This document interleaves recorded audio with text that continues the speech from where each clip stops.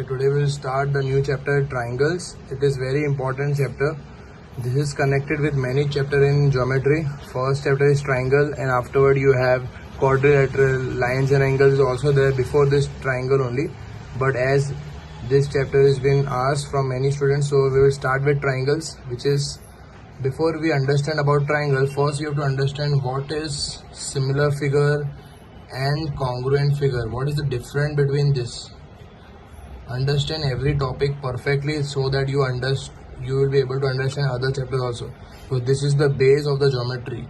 What is similar figure and congruent figure? First question. Similar figure means the shape are same. Okay, if the shape are same, I can say it is similar. For example, I am drawing a triangle and this is also a triangle. Can I say both are triangle? They are known as similar figure.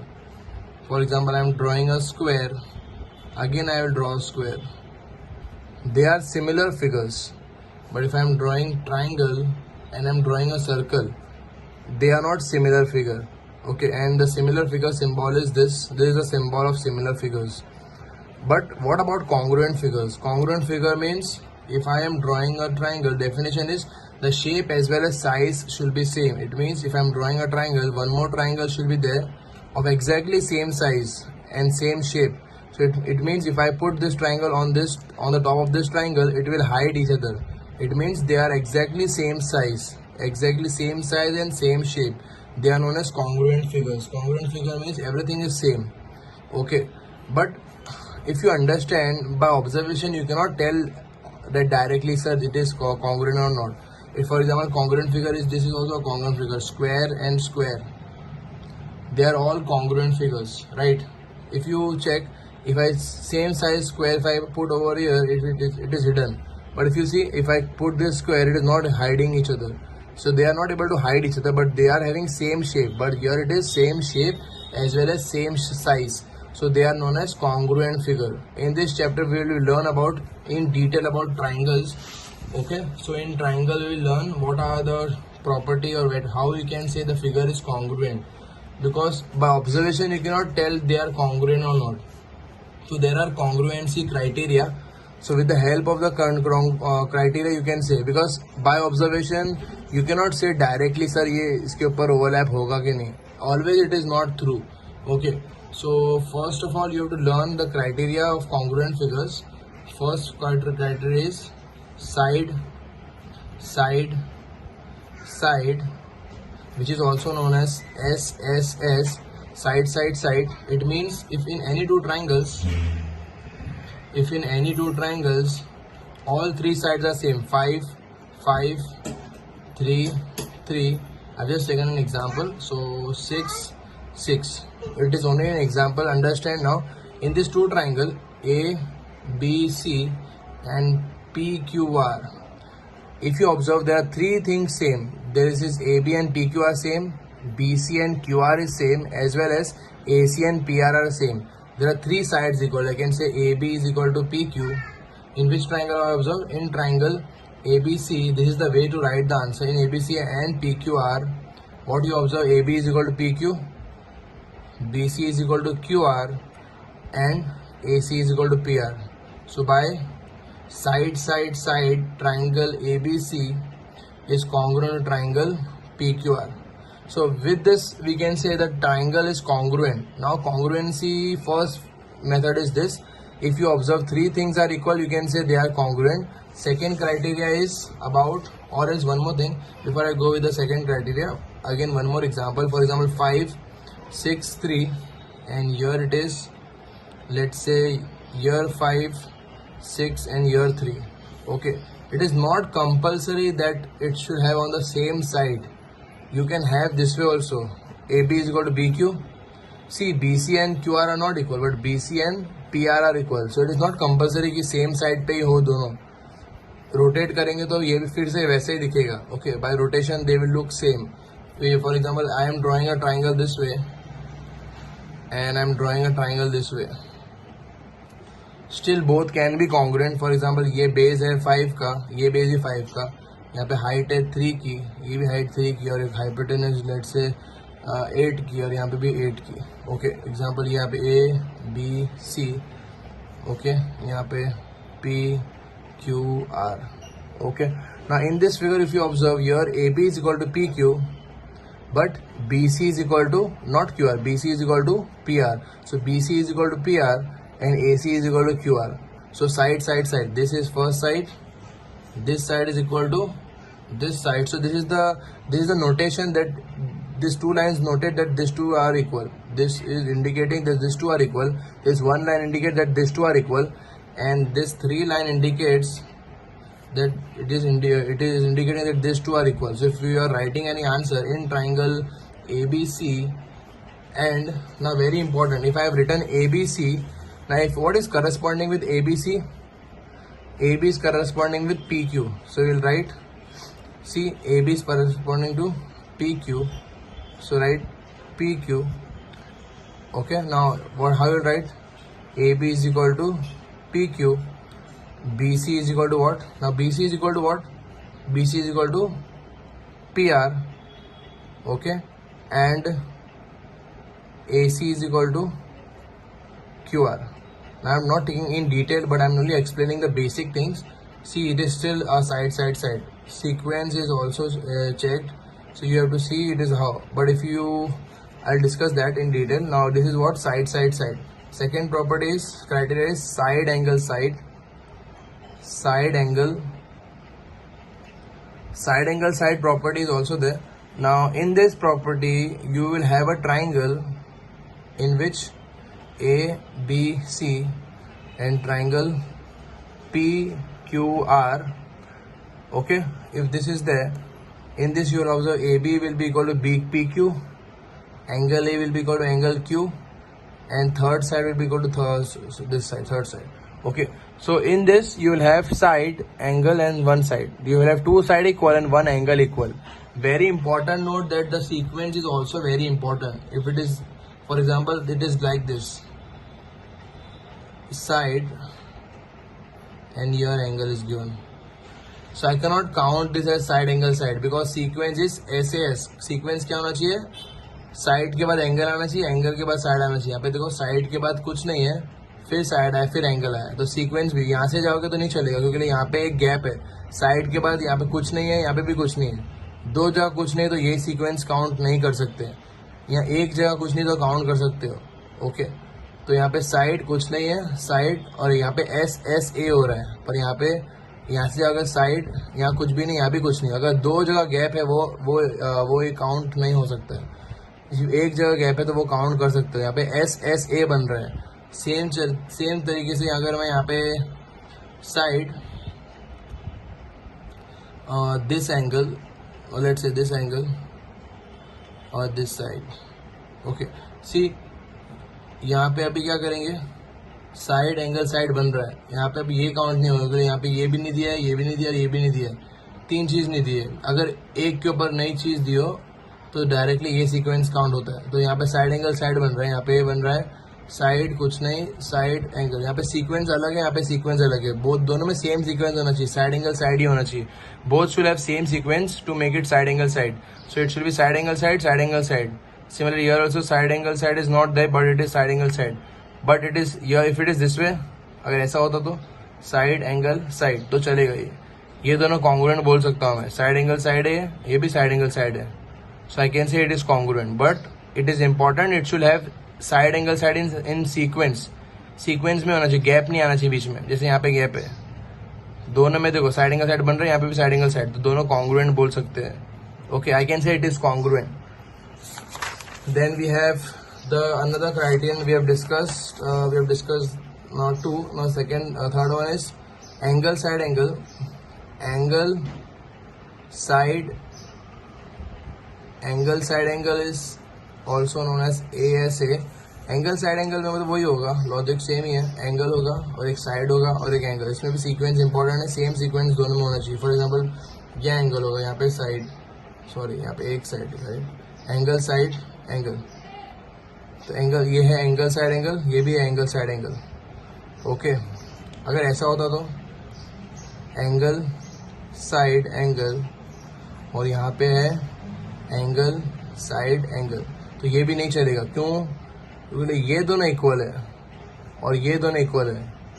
आपस में equal नहीं होना है, बाजू बाजू में दो triangle में इक्वल होना चाहिए, right? It should be equal with each other, it is equal to itself. So this is not a angle side angle. ये एंगल साइड एंगल नहीं होता. एंगल साइड एंगल होने के लिए ऐसा होना चाहिए, ये एंगल के साथ ये एंगल इक्वल होना चाहिए, ये साइड के साथ ये साइड इक्वल होना चाहिए, और ये दो हमारा मतलब इसका मतलब ये इससे इक्वल होना चाहिए और ये इससे इक्वल होना चाहिए. आपस में ये दोनों इक्वल नहीं चलेगा. Okay, this is not, this indicates ये अलग है और ये अलग है. एक लाइन इंडिकेट है कि ये इसका आंसर कुछ और होगा, इसका आंसर कुछ और होगा, पर यहाँ पे इंडिकेट करा ये दोनों का साइज सेम ही है, ये दोनों का साइज सेम और ये दोनों का साइज सेम है. तो angle side angle, angle side angle. This is naught angle side angle, this is angle side angle. Angle side angle, this also angle side angle. It is only one line. Okay, so you have to see the indication of the diagram also. If the diagram is given in question, you have to see every small information. Every small information indicates it is congruent or not.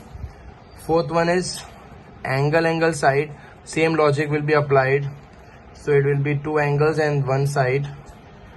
So we have two angles and one side. So angle side will be this. It should, again the sequence is very important. This will be counted angle side, not angle side angle, because यहाँ पे angle है, यहाँ पे कुछ नहीं है, यहाँ पे कुछ नहीं है और यहाँ पे भी कुछ, दो गैप आ गया, राइट? यहाँ पे एक ये साइड का गैप और एक एंगल का गैप, दो गैप आ जाएगा तो वो सीक्वेंस में नहीं जा सकते. We have to go in this sequence only. Angle side, एक गैप चलता है तो इसलिए यहाँ जा सकते. दो गैप में वो काउंट नहीं होगा, साइड और एंगल का गैप है. तो एंगल साइड, ये also angle side. Very important, understand the concept. If you are able to understand, then only you will get it. The last one, which is right angle, hypotenuse side. Right angle hypotenuse side. Now right angle hypotenuse side is, your sequence is not important. यहाँ पे right angle है, ये hypotenuse equal है. For example ये side equal है और यहाँ पे ये साइड इक्वल है तो चलेगा, इश्यू नहीं है. यहाँ पे सीक्वेंस कंपलसरी नहीं है, सिर्फ एक राइट एंगल होना चाहिए दोनों में है. ओके, एक हाइपोटेनस भी इक्वल होना चाहिए, हाइपोटेनस ऑब्वियसली यहीं होगा, और साइड कोई भी एक साइड इक्वल होना चाहिए. यहाँ पे ये साइड इक्वल, यहाँ पे ये साइड इक्वल है तो चलेगा. दोनों में सीक्वेंस मेंटेन जरूरी नहीं है. राइट एंगल हाइपोटेनस साइड, ये भी right angle hypotenuse side. RHS में सीक्वेंस इंपॉर्टेंट नहीं है, बाकी सब में सीक्वेंस इंपॉर्टेंट है. RHS only should have all the right angles, that both should have all, not all, one angle should be 90 degree, hypotenuse should be equal and one side should be equal for getting RHS answer. So this is the fundamental topic which is about congruency. Now if it is congruent, for example, if you have now after congruency, if we have proved, for example, if I am taking A B C or PQR, अगर ये congruent हो गया, congruent होने के बाद क्या? Okay, very important part. What you mean by congruent? Congruent का मतलब ये इसके ऊपर रखूंगा तो आपस में ओवरलैप करेगा. That is as simple as that. So can I say if it is congruent, if for example congruent होने के बाद अगर ABC कॉन्ग्रुएंट है ट्राइंगल PQR से, this is the symbol of congruency. If ABC is congruent to PQR, then can I say everything is equal. अगर ये इसके ऊपर ओवरलैप हो रहा है, मैं क्या बोल सकता हूँ, हर एक चीज इक्वल होगा इसकी. अब हर एक चीज में क्या क्या चीज आएगी? तीन साइड आएगी और तीन एंगल. तो every time whenever any two triangle is congruent, afterward this topic we can come, then we can say AB will be always equal to PQ, BC will be equal to QR, and AC will be equal to PR. All sides will be equal. Also angle A will be equal to angle P, angle B is equal to angle Q, and angle C is equal to angle R. This will be always true for any two congruent triangle. It means हर एक side equal होंगे और हर एक angle आपस में equal होंगे. Corresponding angles and corresponding side, that is also important. Corresponding means ये और ये दोनों करस्पॉन्डिंग है. AB and PQ are corresponding, BC and QR is corresponding. So this means what, whenever you are proving this triangle congruent, if you want to write this answer में अगर पूछा है कि ये प्रूफ करो तो ये कैसे आएगा? बाय CPCTC, बाय CPCT बोल सकते हो. दिस मीन्स व्हाट, CPCT का फुल फॉर्म क्या है? CPCT का फुल फॉर्म है corresponding parts of congruent triangle are congruent. See, everything is given in this book, in your textbook also. It says CPCTC का full form क्या है? Corresponding parts of congruent triangle are congruent. This is the full form of CPCT और CPCTC. Both are same only. But when this can be used, ये कब use कर सकते हो? जब ट्राइंगल congruent होगा. अगर ट्राइंगल congruent नहीं है तो ये सब यूज नहीं कर सकते हो. If triangles are congruent, then everything are equal every time. So in any question, if it is asked, prove angle A is equal to angle B, prove करो, तो ये प्रूफ करने से पहले ट्राइंगल को कॉन्ग्रुएंट करना होगा, तभी यहाँ पे जंप कर पाओगे. तो डायरेक्टली यहाँ नहीं आ पाओगे. फर्स्ट ऑफ ऑल कॉन्ग्रुएंट करोगे. ये 5 क्राइटेरिया अभी सिखाया मैंने. कोई भी एक क्राइटेरिया से कॉन्ग्रुएंट करने के बाद angle is equal angle P लिख सकता हूँ. ब्रैकेट में लिखूंगा बाय CPCTC. CPCTC का मीनिंग क्या है? Corresponding parts. मतलब हर एक करस्पॉन्डिंग पार्ट्स क्या होंगे? कॉन्ग्रुएंट होंगे. या फिर बोल सकते हर एक कॉरेस्पॉन्डिंग पार्ट्स कॉन्ग्रुएंट ट्राइंगल के हमेशा इक्वल होंगे. तो ये इससे इक्वल हो, ये इससे इक्वल हो, हर एक एंगल इससे, हर एक कॉरेस्पॉन्डिंग एंगल्स भी इक्वल होंगे. CPCTC का मीनिंग यही है. हर एक पार्ट कॉन्ग्रुएंट ट्राइंगल के इक्वल होंगे. Okay, are equal are congruent, same thing. So very important note. With this we can understand and we can start the first exercise. It is all about the concepts. 7.1 theorem is given, angle side angle. Okay, same thing I've discussed with you all. Now starting with the first question of exercise 7.1. Let us understand. Before we start, first I'll draw the diagram. Diagram is already given in the question, so let us understand it more properly and clearly. C D D. See, the diagram is given. This is the diagram. In quadrilateral ABCD, this is a quadrilateral it is ACBD. AC is equal to BD. It is given AC and BD are equal. AC and AD are equal. AB bisect angle A. AB is bisecting angle A. It means AB is making two equal parts of A. Bisect means two equal parts. AB bisect angle A means A is in two equal parts. Show that ABC is congruent to ABD. ABC is congruent to ABD. You have to prove. And what can you say about BC and BD? तो BC और BD का क्या होगा? Okay. So first of all, we have to write whenever in any sum, whenever you're doing any proof, that every time first thing you write given, then you will write to prove and proof. Given का मतलब क्या दिया है question में, to prove मतलब क्या पूछा है, और प्रूफ मतलब कैसे प्रूफ करेंगे. ओके, तो अब इस क्वेश्चन में क्या दिया हुआ है? AC equal to AD it is given. तो वो लिख देना है. हमेशा जो दिया है वो लिख दो. Angle A by AB bisect angle A. तो दोनों एंगल का नाम दे दो. 1 और 2 इक्वल है. Angle A bisect AB bisect A का मतलब क्या है? AB जो है A के दो इक्वल पार्ट कर दो. एंगल 1 एंगल 2 इक्वल है. टू प्रूफ क्या पूछा है? Triangle ABC is congruent triangle ABD. ये पूछा है. Okay, now check. In this two triangle, are we having three things equal? Any criteria it is working? Side angle side या side या angle side angle या RHS, कौन सी criteria आ रही है? दोनों ट्राइंगल में कौन सी 3 चीज इक्वल है जिससे हमारा आंसर आ जाएगा? कौन सी प्रॉपर्टी आ रही है? एक तो है साइड है, साइड है, एंगल है, एंगल साइड है, RHS है. इस 5 के अलावा कोई दूसरी क्राइटेरिया यूज नहीं कर रहा. इसमें से कोई भी क्राइटेरिया डायग्राम में दिख रही है? अगर आप नोटिस करोगे तो ये वाली दिख रही है, साइड एंगल साइड. यहाँ पे एक साइड इक्वल है, यहाँ एक एंगल इक्वल है, और बीच में एक AB कॉमन है. तो दोनों ट्राइंगल में AB आ रहा है. ये ट्राइंगल में भी AB है और ये ट्राइंगल में AB. तो कैसे लिखेंगे हमें? In triangle ABC and triangle ABD, what are the first thing? AC और AD इक्वल है. AC equal to AD, AC is equal to AD, angle 1 equal to angle 2, both are given in question, given, and AB is common. AB is common in both the figure. In this triangle also AB is coming, and in this triangle also AB is coming. So by side angle side, triangle ABC is congruent triangle ABD. कहना चाहिए side angle side ही आ रहा है. Check करो, side angle side. एक ही triangle को देखो, खाली ABD को देखो, उसमें साइड आ रहा है, एक एंगल, और ये कॉमन साइड एंगल साइड. यहाँ पे भी साइड आ रहा है, एंगल आ रहा है, साइड. तो साइड एंगल साइड से आ रहा है कॉन्ग्रुएंट.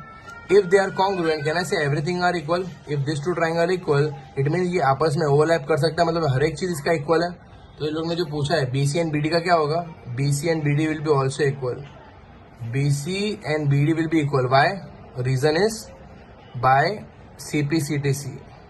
CPCT का फुल फॉर्म क्या था? करस्पॉन्डिंग पार्ट्स, इसके हर एक करस्पॉन्डिंग पार्ट्स कॉन्ग्रुएंट ट्राइंगल में इक्वल होंगे. तो BC is equal BD, reason ये रहेगा. Okay, this was the first question which I have discussed. Now let's see the second question, which is, first let me draw the diagram. Diagram is given in question. This is the diagram. So first I will draw the diagram and then we will discuss.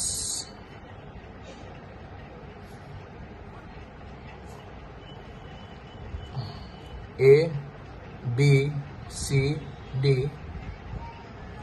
These are the two lines, diagonals. Very important part, always draw the diagram. Without diagram, in whenever you're doing any congruency of any question, always draw diagram and get answer in diagram first. So in this figure is given ABCD is a quadrilateral in which AD is equal to BC. So what is given? Write it. AD BC से equal है और DAB equal to CBA है. To prove क्या पूछा है? तीन चीज पूछिए. ABD is congruent to triangle BAC. Second thing, BD is equal to AC. And third thing is angle ABD is equal to angle BAC. Okay, now three things are asked. This is given, this is asked. Now let's see how we can get the answer. Again, first thing is, ये दोनों लाने के लिए हमें पहले ये सोचना होगा कि ट्राइंगल कॉन्ग्रुएंट कैसे करें. Now you have to first search where is this triangle ABD. ABD, it means this triangle, the upper triangle, and BAC is this, the left triangle. So there are two triangles, ABD and BAC. In this two triangle, what are three things equal? Which criteria will come? Like side, side angle, side, which is possible. If you observe, in this triangle and this triangle, AD and BC are equal. So proof. So always whenever you start the sum, write given, to prove and then proof, and then when you start, in which triangle you are doing the sum, ABD and triangle BAC. ज़्यादातर ये जो दिया होता है ना वही triangle लेना होता है हर बार. ज़्यादातर तो होता है 90% टाइम तो यही होता है ABD और BAC में. अभी तीन चीज़ क्या इक्वल है दोनों में? एक चीज़ तो दिख रही है AD और BC इक्वल है. क्या ये दोनों के ट्राइंगल के पार्ट में है ना, AD और BC equal. So AD is equal to BC, it is given. और दिया DAB और CBA भी इक्वल है. It means this angle DAB and CBA are equal. So two things are given, DAB equal to CBA. If you observe, I am simply copying from given only. Given में से सिर्फ copy कर रहा हूँ. दो ट्राइंगल लिया, यहाँ से ही कॉपी किया, और ये दोनों भी दिया ही था उसके भी कॉपी ही किया. मतलब कुछ दिमाग लगाना नहीं इतना, सिर्फ गिवन जो है वही लिखना है. ओके, जो क्वेश्चन में जो है सिर्फ कॉपी करना है. ये ट्राइंगल को लिया, ये जो दिया था वो लिख दिया. अब तीसरी चीज़ खाली खुद से ढूंढनी है. अभी आराम से मिल जाएगी कि दोनों ट्राइंगल में देख लो क्या अल्फ़ाबेट कॉमन आ रहा है. अगर डायग्राम में नहीं मालूम पड़ रहा तो यहाँ पर ही देख लो कि कौन से दो अल्फ़ाबेट सेम है. AB और BA. AB is common, so AB क्या है? Common. AB is common. See in this triangle also AB is coming, और नीचे वाले ट्राइंगल में भी AB आ रहा है. कौन सी प्रॉपर्टी आ रही है? अगर एक ही ट्राइंगल को देखो कौन सी प्रॉपर्टी आ रही है? AB भी आ गया, राइट. तो साइड एंगल साइड, यहाँ पे भी side angle side. Side angle side से आ रहा है, बाय साइड एंगल साइड. यहाँ पे नहीं देखना है कौन सा प्रॉपर्टी. ट्राई हमेशा प्रॉपर्टी देखने के लिए डायग्राम में देखना होगा कि कौन सा सीक्वेंस है. सिर्फ एक ही ट्राइंगल को देखो जो लिया है. ABD देखो, ABD को देखो क्या आ रहा है? Side angle side. यहाँ पे सीक्वेंस देखना है, यहाँ पे नहीं. यहाँ पे तो हमेशा चेंज होगा, अपने ऊपर है, राइट. तो by side angle side, triangle ABD is congruent to triangle BAC. अगर ट्राइंगल कॉन्ग्रुएंट है तो उसके हर एक पार्ट इक्वल होंगे. तो BD और उसके ये भी इक्वल ही होगा. BD भी उसके पार्ट ही है. BD is equal to AC and angle ABD is equal to angle BAC. ये दोनों किससे आएगा? By CPCT.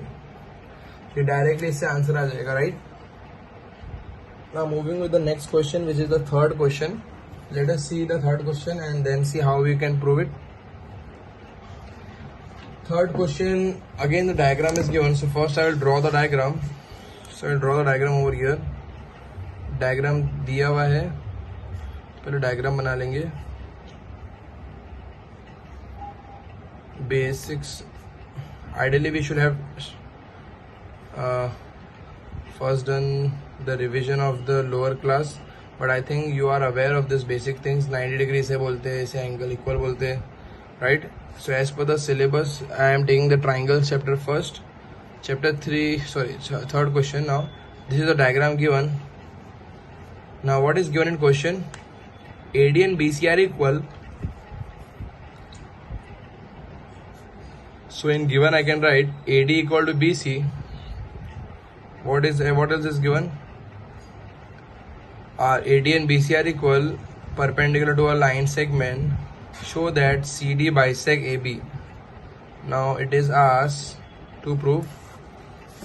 See this? It says show that CD bisect AB. मतलब CD bisect कर रहा है AB को. AB के दो हिस्से कर रहा है. CD लाइन जो है AB की दो हिस्से कर रहा है. तो what is two equal parts of AB? अगर CD AB के दो हिस्से करेगा तो AB के कौन से दो हिस्से होंगे? OB और OA. चेक करो. CD बाइसेक्स OB का मतलब क्या है? सबसे इंपॉर्टेंट चीज यही है ट्राइंगल चैप्टर में कि मीनिंग समझ में आना चाहिए. If you are unable to understand कि इसका मतलब ही क्या है तो नहीं, पॉसिबल ही नहीं कि आपको मालूम ही नहीं पड़ेगा ये क्या पूछा है लोग ने. अगेन इट सेज, क्या लिखा है यहाँ पे? CD bisect OB AB. इसका मीनिंग क्या है? CD is making two parts. Bisect means two parts. CD bisects AB. CD AB का दो इक्वल पार्ट क्या है? OB और OA. तो ये हमें प्रूफ करना है. OB और OA प्रूफ करना है. प्रूफ. अभी ये चीज बोलो, OB और OA कौन से दो ट्राइंगल में आ रहे हैं? OB और OA, एक तो ये ट्राइंगल और एक ये ट्राइंगल. तो ये triangle BOC and triangle very important. अगर मैंने BOC लिखा है, B से क्या इक्वल है? A इक्वल है. तो हमें तो A से ही लिखना होगा स्टार्ट.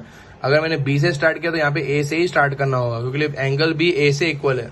सीक्वेंस बहुत इंपॉर्टेंट है. अगर मैं C से स्टार्ट करूँ तो पहले D ही लिखना होगा मुझे. तो अगर मैंने BOC लिखा है तो मुझे AOD ही लिखना होगा, because if you are writing wrong sequence, you are writing wrong method और you are doing the wrong way. AOD sequence is also very important. Corresponding part भी साथ में लिखना है.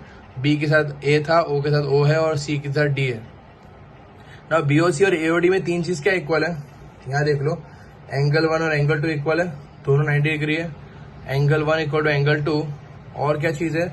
अगर याद हो, लोअर क्लास में पढ़ा होगा, vertically opposite vertically opposite angle. जब एक क्रॉस बनता है इसे बोलते हैं vertically opposite angles, right? So angle 3 is equal to angle 4. Angle 3 is equal to angle 4 vertically opposite angles. और angle 1 equal to angle 2 90 degree. उसके बाद और तीसरी चीज क्या इक्वल है दोनों ट्राइंगल में? OA और BC इक्वल है, जो दिया हुआ है क्वेश्चन में. सॉरी, AD और BC इक्वल है. अब देखो कौन सा सीक्वेंस, एक ट्राइंगल को खाली देखो कौन सा सीक्वेंस आ रहा है, कौन सी प्रॉपर्टी आएगी. यहां से मत देखो, यहां से देखो. Angle angle side, angle angle side. Side angle angle कोई प्रॉपर्टी होती नहीं, इसलिए ये नहीं लिया है. इसलिए ये दूसरी तरफ से लिया. Angle angle side, angle angle side, दोनों में एंगल एंगल साइड आ रही है. देखो भाई, angle angle side, triangle BOC is congruent to triangle AOD. अगर ट्राइंगल कॉन्ग्रुएंट है, ट्राइंगल कॉन्ग्रुएंट मतलब हर एक चीज उसकी इक्वल है. अगर हर एक चीज इक्वल है तो ये चीज भी इक्वल ही होगी. OB और OD भी, OA भी इक्वल होगा. OB will be equal to OA. Reason क्या है? Bye CPCT. CPCT का मतलब अगेन फिर से, corresponding parts of congruent triangle are equal. Or we can say congruent. Okay, are equal we can say in easy words. Now let us check the next question, which is the fourth question. Again the diagram is given, so I'll draw the diagram first and then we'll think.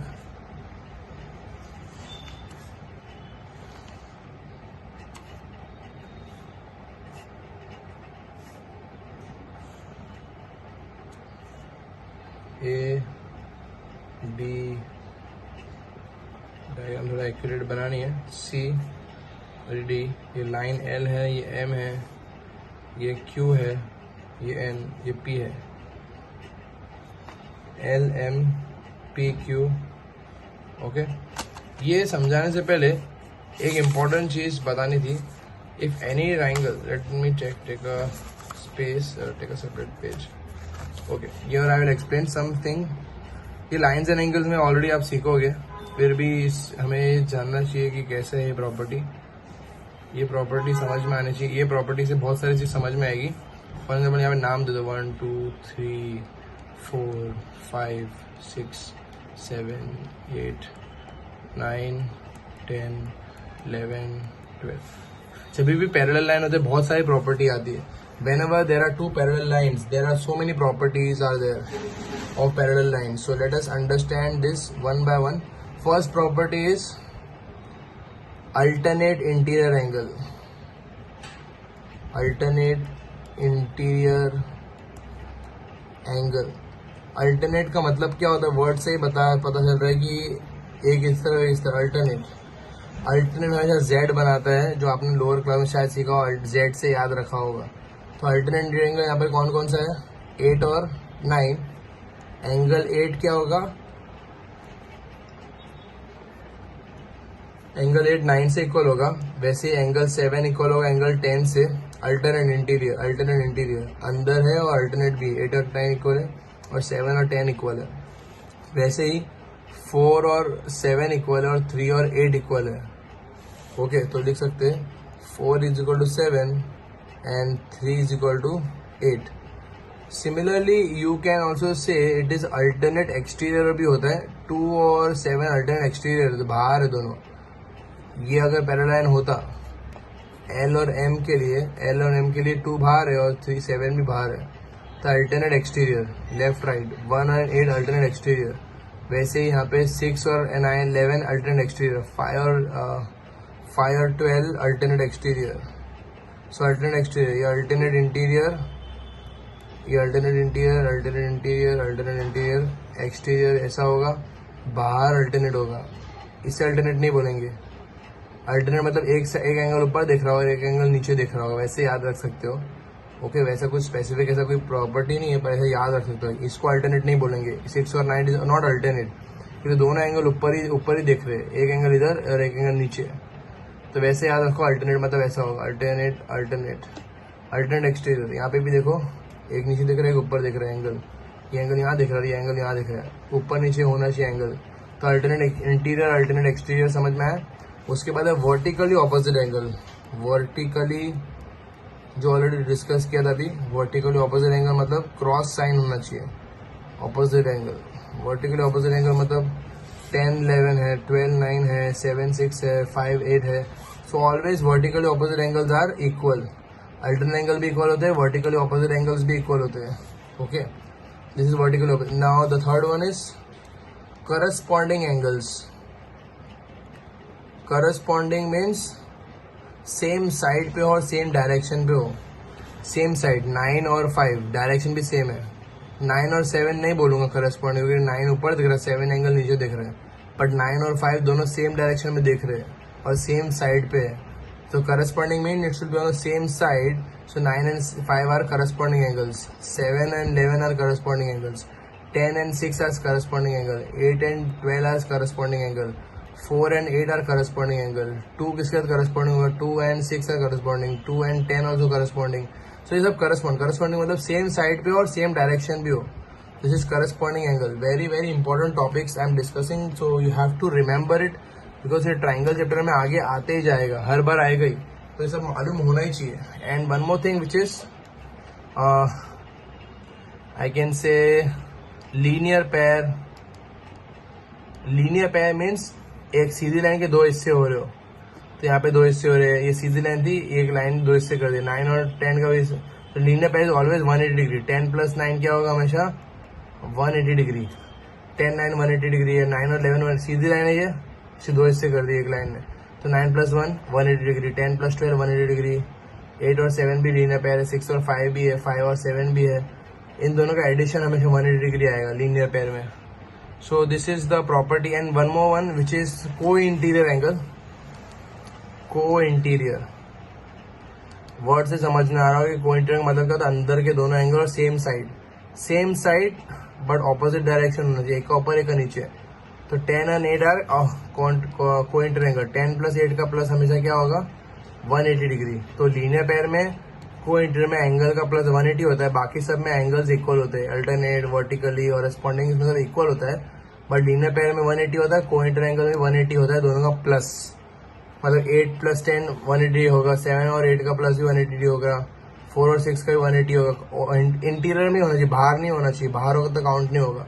It should be inside to parallel line, then they are co interior angles, because word itself is co interior, it is inside and co means same, right. So 8 + 10 180 degree, तो ये property आनी चाहिए उससे पहले, हमें exercise करने से पहले, तो इसलिए मैंने डिस्कस कर लिया। Okay, so now let us continue with the question which is there, because in this question it is given about parallel lines. It is given L, M, N are parallel, given L is parallel to M, yet I believe you know the symbol, ये parallel की symbol है, और diagram में parallel की symbol ऐसी होती है, ऐसे symbol का मतलब ही parallel होता है, ये इससे parallel है। And P and Q are parallel, और एक parallel लाइन है, तो दो लाइन से मतलब बता रहा है कि ये दोनों parallel है और ये दोनों parallel है, ये symbol बताता है कि ये दोनों है और ये दो parallel है।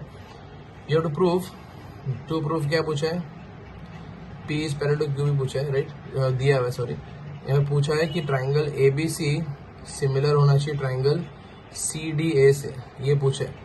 ABC और CDA से सिमिलर, ये ट्राइंगल और ये ट्राइंगल सिमिलर है कि नहीं, डायरेक्टली आ सकता है। अगर ये लाइन पैरेलल है तो ये अल्टरनेट एंगल इक्वल होंगे, तो एंगल 1 = एंगल 2, और ये भी अल्टरनेट एंगल है, 3 = 4, और ये बीच में कॉमन है, तो AC is common. So how you will write the answer? Proof. In triangle ABC and triangle CDA, what are three things? Parallel does not mean they are equal. Okay, parallel का मतलब नहीं कि equal होगा, parallel ऐसा भी हो सकता है ना, ये बड़ा लाइन है और ये छोटा सा लाइन है, they are still parallel. Parallel का मतलब equal नहीं होता है, it is only does not intersect each other.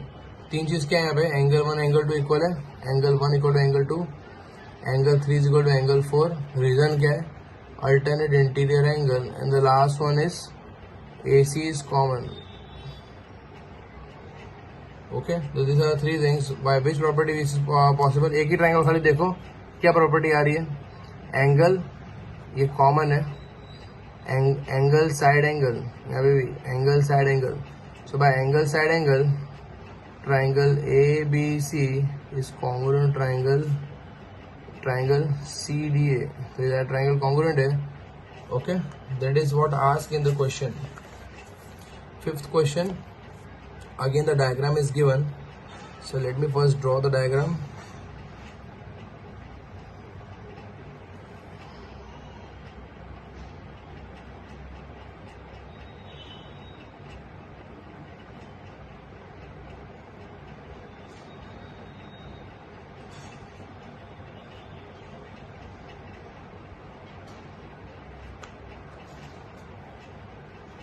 Now this is the figure given is L is bisector of angle A। So again tell me what you mean by this, L is bisector of angle A, अभी just सीखा था ये सम पहले। L क्या कर रहा है, angle A के दो इक्वल पार्ट करता है, एंगल 1 = एंगल 2, मीनिंग समझ में आना चाहिए, बहुत इंपॉर्टेंट है। L इज बाइसेक्टर मतलब A के दो इक्वल पार्ट हो रहे हैं, 1 = angle 2, okay, and it is given BP and BY ये तो 90 डिग्री है, 3 और 4 90 डिग्री दिया हुआ है। To proof you have to find triangle APB is congruent to triangle AQB। Also second part में पूछा है कि BP और BQ इक्वल है कि नहीं, ओके, ये पूछा है। पहले चीज ये तो ट्राइंगल को इक्वल प्रूफ करेंगे, तीन चीज क्या इक्वल है, तो एंगल 2 और एंगल 3, एंगल 4 एंगल 1 और एंगल 2 इक्वल है। फिर से वही proof, in triangle APB and triangle AQP तीन चीज इक्वल क्या है इसमें, angle 1 = angle 2, angle 3 = angle 4, angle 1 angle 2 क्यों इक्वल है, एंगल 3 और एंगल 4 क्यों इक्वल है, 90 डिग्री है ये, और ये बाइसेक्टर है दिया हुआ है क्वेश्चन में। ओके, लास्ट थिंग क्या है, दोनों ट्राइंगल में AB कॉमन है, तो अभी नोटिस कर रहे हो सबके सब में ये चीज़ तो कॉमन हुआ ही, कुछ भी कॉमन आ ही रहा है, तो ये स्टार्टिंग के 5 तो बहुत इजी, AB इज कॉमन, तो कौन सी प्रॉपर्टी आ रही है, राइट एंगल, तो right angle, angle side, angle side आ रही है डायग्राम में देखेंगे तो, इन so by angle side triangle APB is congruent triangle AQB। अगर ट्राइंगल कॉन्ग्रुएंट तो बीपी और बीक्यू भी इक्वल ही होगा बाय CPCT. So this is what the fifth question is. Now let us check the sixth question. Sixth question says, first before I explain the sixth question, I'll draw the sixth question diagram. Now 6th, 7th and 8th are important for 3 marks and can also be asked for 4 marks. So understand this. A, B, C, यहाँ पे D है, D, D, E, ये फिर सब दिया हुआ है A, B, D, C, E. Given में दिया हुआ है AC is equal to AE. It also it is shown in the diagram. AC AE से इक्वल है और AB is equal to AD. To proof करना है और एक चीज़ दी हुई है BAD is equal to EAC. ये भी दिया हुआ है. टू प्रूफ करना है. So that BC is equal to DE. BC और DE इक्वल प्रूफ करना है. A very important thing. Now tell me, BC कौन से ट्राइंगल में आ रहा है और DE कौन से ट्राइंगल में आ रहा है, उससे ही सम स्टार्ट होगा. प्रूफ. BC और DE में तीन चीज क्या है, सॉरी BC और DE कौन से ट्राइंगल में आ रहा है. BC आएगा कौन ट्राइंगल में, BC ABC, triangle ABC. And DE कौन ट्राइंगल में आ रहा है, DE ADE एंड ADE. मतलब इतना मालूम पड़ गया, अगर इन दोनों कॉन्ग्रुएंट प्रूफ किया तो ये आंसर आ जाएगा. और ये आंसर लाने के लिए एक बार चेक करो, ए बी और ए डी चाहिए. हाँ चाहिए, ए बी और ए डी चाहिए, काम का है. ए सी और ए ई चाहिए, ए सी और ए ई भी चाहिए. पर बी ए डी और ई ए सी चाहिए. चेक करो, अगर डायग्राम देखोगे ए बी सी में बी ए डी है, बी ए डी. फिर से चेक करो, ए बी सी में बी ए डी दिया हुआ है. ये पूरे ट्राइंगल में सिर्फ बी ए डी की वैल्यू दी है, आधे एंगल की वैल्यू दी है, सिर्फ बी ए डी दिया. तो ये एंगल को पहले पूरा करना होगा. B A D equal to angle E A C. If you notice answer में मुझे ए बी सी ट्राइंगल चाहिए और बी ए डी क्या है, ए बी सी का आधा, मतलब थोड़ा एक पार्ट है. ए बी सी में बी ए डी का थोड़ा पार्ट है. सिमिलरली मुझे ए डी में ई ए सी में चेक करो, ई ए सी में भी पूरा नहीं आ रहा है. ई ए सी की जगह मुझे पूरा ट्राइंगल चाहिए, A D E. A D E में अगर मैं सिर्फ ई ए सी लेता हूँ, फिर से देखो ई ए डी या फिर ए डी ई में सिर्फ ई ए सी आ रहा है, फिर से इसमें आधा ही आ रहा है. मतलब क्या आ रहा है, ये एंगल इक्वल है. ये पूरे ट्राइंगल में सिर्फ आधा एंगल पूरा हो रहा है, ये आधा एंगल बाकी रह जा रहा है. फिर इसमें भी ये पूरे ट्राइंगल में ये आधा एंगल आ रहा है, ये आधा एंगल बाकी रह जा रहा है. तो दोनों में क्या बाकी हो रहा है, सेम चीज डी ए सी बाकी हो रहा है. तो दोनों में डी ए सी ऐड करेंगे, B A D plus D A C, E A C plus D A C. This is the property from Euclid's chapter. If things are equals are added to equals, still they are equal. Property है, equal से equal add करूंगा तो फिर भी equal ही होगा. For example, अगर 2 is equal to 2 है, मैं 2 plus 1 करूंगा और यहाँ पे भी 2 plus 1 करूँ तो भी दोनों आंसर सेम ही आएगा. या फिर x is equal to y है, x और y की वैल्यू इक्वल है, यहाँ पे भी x plus 2 किया और यहाँ पे y plus 2 किया तो फिर भी सेम ही होगा, राइट. तो वही चीज था, हमने ऐसा क्यों किया, ऐड क्यों किया, क्योंकि हमारे आंसर में हमें बीसी और डी चाहिए. बीसी और डी लाने के लिए ये दोनों इक्वल आना चाहिए. ये दोनों इक्वल आने के लिए इसके एंगल आधे हैं. एबीसी में देखो बी ए डी आधा आ रहा है, एबीसी अगर देखोगे बी ए डी सिर्फ आधा ही आ रहा है. मुझे पूरा चाहिए था ना एबीसी के लिए, ये बी एस सी चाहिए था तो इसलिए आधा रह गया. वैसे ही इसमें भी ए डी में भी ई ए सी आधा आ रहा है, पूरा चाहिए था मुझे. तो वो क्या किया, जो एक्स्ट्रा जो चाहिए था वो ऐड किए ताकि पूरा आंसर आ जाए. अब क्या आएगा, B A D plus D A C क्या आएगा, B A D plus D A C क्या आएगा.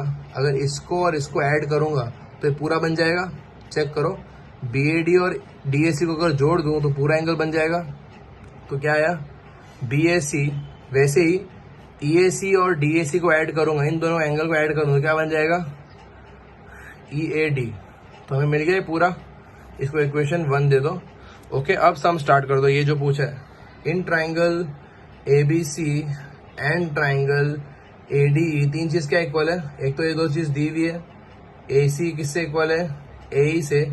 देखो AC और AE AC ट्राइंगल का पार्ट है, AB इक्वल टू AD भी दिया हुआ है, AB और AD भी इसी ट्राइंगल का पार्ट है, AB इक्वल टू AD, ये रहा AB और AD। और तीसरा ये जो अभी जस्ट प्रूफ किया, BAC is equal to angle EAD। So कौन सी प्रॉपर्टी आ रही है, सिर्फ एक ट्राइंगल को देखो, ABC ट्राइंगल में देखो कौन सी प्रॉपर्टी आ रही है, ABC ट्राइंगल में देखो साइड, एंगल और ये साइड। ABC में देखो, बाकी दूसरे लाइन में मत देखो, ABC में क्या आ रहा है, साइड, एंगल और ये साइड आ रहा है। Therefore by side angle side triangle ABC is congruent to triangle ADE। अगर ट्राइंगल कॉन्ग्रुएंट है, उसके हर एक पार्ट इक्वल होंगे, BC और D भी इक्वल होगा। देखो BC और D उसका पार्ट ही है, therefore I can say BC will be equal to DE. Reason will be by CPCT, corresponding parts of congruent triangle. This was very important question. Again, watch the video, rewatch the video and get it more clear. Now moving to the 7th question, it says it's the same like 6 questions. So first I will draw the diagram and let us understand this how it works. 6 की तरह ये थोड़ा. First I will draw the diagram.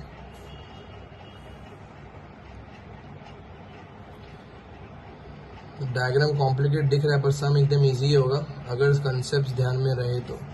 A P E D B, okay. Given क्या दिया हुआ है, A B is the right man, P is the mid point of D। P mid point है, P is the mid point, A B का P mid point है। इसका मतलब क्या होगा, A B का P मिड पॉइंट का मतलब क्या होगा, A P is equal to P B। Can I say the meaning of mid point is इसके दोनों का इक्वल, मिड बीच का part, right. P is the midpoint of AB. It is given in question. So AP is equal to PB. इसका मतलब ये होगा. And also it is given that BAD is equal to ABE. This is given. And EPA is equal to DPB. ये भी दिया हुआ है. और पूछा है to proof triangle DAP is congruent to triangle EBP, first thing, and second thing is AD is equal to BE। अब चीज देखो कि ये तीनों काम के है या नहीं, अब चेक करो। पहला पार्ट क्या चाहिए मुझे, DAP और EBP। AP और PB काम का है, AP और PB काम का है, मतलब ये प्रूफ करने के लिए काम आएगा, यही काम का है। अब चेक करो BAD और ABE काम का होगा, BAD और ABE काम का है कि नहीं चेक करो। BAD अगर चेक करो DAP ट्राइंगल में, DAP में BAD आएगा, BAD, ओके। चेक करो आ सकता है, राइट, बराबर आ रहा है, क्योंकि BAD में DAP में BAD आ रहा है। DAP ये ट्राइंगल है, DAP ये ट्राइंगल और BAD भी वही एंगल है, BAD, तो यही एंगल है, BAD भी एंगल और DAP ट्राइंगल भी वही, मतलब ये भी काम का ही है। थर्ड वाला देखो EPA और DBP। अभी चेक करो DPB ये है और EPA क्या है, EPA इतना ही है।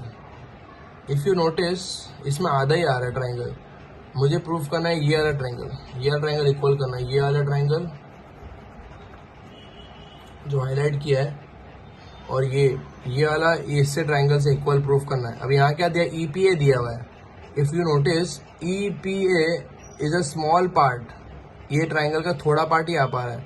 EPA मतलब ये एंगल आ रहा है, पर मुझे क्या चाहिए, पूरा चाहिए ना, ये ट्राइंगल का पूरा एंगल चाहिए, पर EPA क्या है, सिर्फ आधा पार्ट है। कितना पार्ट मिस हो रहा है, EPD मिस हो रहा है।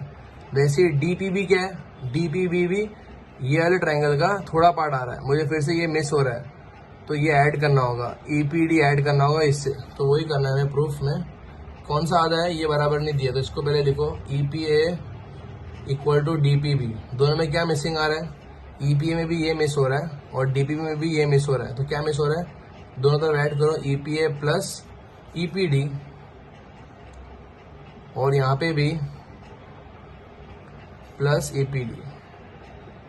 अगर मैं इसको इससे ऐड करूंगा, ये प्लस ये होगा, तो क्या आएगा, APD, और यहाँ पे भी इसको इससे ऐड करूंगा, क्या आएगा, EPB। आ गया आंसर, इक्वेशन 1। तो हर दोनों सब में यही चीज था, देखना था कि कौन सा एंगल आधा है, तो ये दोनों बराबर था, हर ये करेक्शन करना था। अब ये लिख दो सेम चीज इन ट्राइंगल, कौन सा ट्राइंगल, ये ट्राइंगल है DAP एंड ट्राइंगल EBP, तीन चीज क्या है, ये दोनों लिख दो, AP is equal to PB और BAD is equal to ABE, ये दोनों क्या है गिवन। लास्ट चीज जो प्रूफ की वो लिख दो, APD is equal to EPB। अब कौन सा क्राइटेरिया आ रहा है, ये क्या किया, प्रूव्ड अबाउ, अभी जस्ट प्रूफ किया, प्रूव्ड अबाउ। ओके, अब ये दोनों, अब सॉरी ये कौन सा क्राइटेरिया आ रहा है, एक ही ट्राइंगल में देखो, एंगल, पूरा एंगल, और ये वाला साइड है, AP का साइड है, ये AP और P मतलब ये साइड, तो एंगल साइड, ये पूरा एंगल, यहाँ पे भी एंगल साइड, ये पूरा एंगल, तो एंगल साइड एंगल से आ रहा है। Therefore by angle side angle triangle DAP is congruent triangle EBP। Therefore by CPCTC जो पूछा है extra, AD is equal to BEB हो जाएगा, AD is equal to BE by CPCT। Now the last question of this exercise, let us see again an important and little lengthy. So let us check this. D, B, A, C, M. This is given. Now it is asked, what is given, first write that. Given is in right angle ABC, तो ये right angle है, sorry angle कहाँ पे बना है वो read करते पहले। In right angle ABC, right angle at C, right angle at C है तो यहाँ 90 डिग्री है। Right angle at C is M is mid point of AB, M is mid point of AB, it means ये दोनों equal होगा, M mid point AB का, तो ये दोनों इक्वल होगा। और क्या दिया है, C is joined to M in and produced to a point D such that DM are equal to CM. Also it is given DM CM से equal है, तो फर्स्ट चीज क्या है, M midpoint मतलब AM is equal to MB, AM is equal to MB, और ये भी दिया हुआ है DM is equal to CM भी दिया हुआ है। Okay, AM is equal to BM and DM is equal to MC, DM is equal to MC दिया हुआ है क्वेश्चन में, या CM दिया हुआ है, वैसे लिख दो, DM is equal to CM लिख दो, जो भी लिखो राइट ही है, ये दिया हुआ है, और एंगल C 90 डिग्री भी दिया हुआ है, तो तीनों चीज़ लिख दी। टू प्रूफ क्या करना है, चार चीज़ प्रूफ करनी है, तो ट्राइंगल ABC ट्राइंगल BMD से, दूसरी चीज़ just triangle angle DBC is right angle proof करो, और तीसरी चीज़ है triangle DBC is congruent triangle ACB, और लास्ट चीज है CM is equal to half AB proof करना है। ओके, अब ये चार चीज प्रूफ करनी है, let's see how we can prove it. See one by one how we will solve this now. First part ABC और BMD, ABC and sorry ABC, I have written the question wrong, AMC है right, इसलिए यहाँ पे AM है। AMC और BMD proof करना है। AMC और BMD तीन चीज क्या इक्वल है, डायग्राम में ही दिख रहा है। साइड ये वर्टिकली ऑपोजिट एंगल है, साइड एंगल साइड, यहाँ पे भी साइड एंगल साइड, तो ट्राइंगल लिखो, triangle AMC and triangle BMD, तीन चीज क्या इक्वल है, AM इक्वल टू MB है, AM MB से इक्वल है। दूसरी चीज़ क्या है, एंगल 1 एंगल 2 इक्वल है, क्यों, वर्टिकली ऑपोजिट एंगल। और लास्ट में क्या चीज़ है, ये दो ट्राइंगल में MC और MD इक्वल है, MC और MD इक्वल है, या फिर यही लिख दो कॉपी करके, MD और CM लिख दो, वही लिख दो, सेम ही है। तो क्वेश्चन से ये दोनों चीज़ कॉपी किया और बीच का एंगल लिख दिया, बस और कुछ नहीं किया, सिर्फ कॉपी किया फिर से। So by side angle side triangle AMC is congruent to triangle BMD। Side angle side sequence आ रहा है, देखो अगर ट्राइंगल देखो साइड एंगल साइड आ रहा है, साइड एंगल साइड से ट्राइंगल कॉन्ग्रुएंट है। Now before I do the second part, third part directly हो सकता है, थर्ड पार्ट पहले करेंगे। DBC और ACB कैसे आएगा, DBC मतलब ये बड़ा ट्राइंगल और AC मतलब ये बड़ा ट्राइंगल।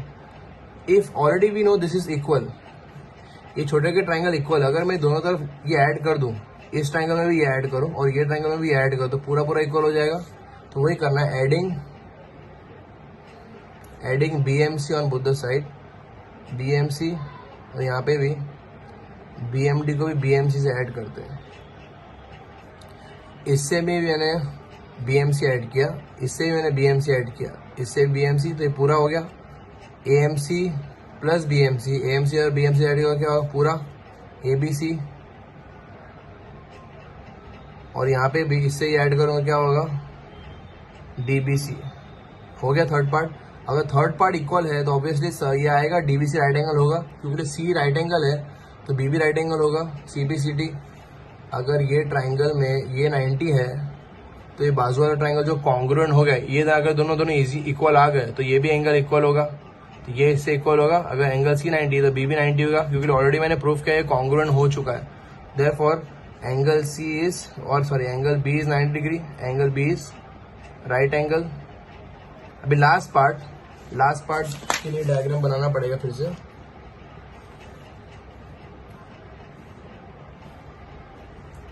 इट इज ACBMD, ये दिया हुआ है और ये दिया हुआ है, ये 90 दिया हुआ है। लास्ट पार्ट में क्या पूछा है, CM is equal to half AB, ये पूछा है। कैसे आएगा चेक करते हैं। CM AB का हाफ है। अभी एक चीज बताओ, हमने ऑलरेडी प्रूफ किया है कि ये बड़े बड़े ट्राइंगल इक्वल है, already we have proof. ACB congruent है DBC से, ये ट्राइंगल इक्वल है, तो क्या बोल सकता हूँ ये हाइपोटेनस भी इक्वल होगा। अगर ये बड़े बड़े ट्राइंगल इक्वल है आपस में तो इसका हाइपोटेनस भी इक्वल होगा। कॉन्ग्रुएंट मतलब एकदम सेम साइज का ना, AB और DC भी इक्वल होगा, तो AB is equal to DC। अब बोलो ये किससे लिखेंगे, बाय CPCT। अब बोलो आंसर में AB चाहिए कि DC चाहिए, चेक करो। AB चाहिए, मतलब AB को चेंज मत करो। DC नहीं चाहिए तो DC का लिख सकता हूँ DM प्लस CM। अभी आंसर में DM चाहिए कि CM चाहिए, CM ही चाहिए, तो AB is equal to DM की जगह CM लिख सकते हैं, CM प्लस CM, क्योंकि दिया हुआ है क्वेश्चन में दिया DM और CM सेम साइज के, तो DM की जगह CM लिख दिया, तो कितना आया, AB is equal to 2CM। अब ये मल्टीप्लीकेशन में 2 है तो डिवाइड हो जाएगा, half AB is equal to CM, यही पूछा था ना, that is what ask, half AB is equal to CM, तो मल्टीप्लाई में डिवाइड हो गया। That is what, so I believe you have understood this first exercise. I still recommend watch this video again and again and then try to practice on your own, every sum on your own, because practice is required. You have to be familiar in writing this part. Writing is very, very important. Thank you.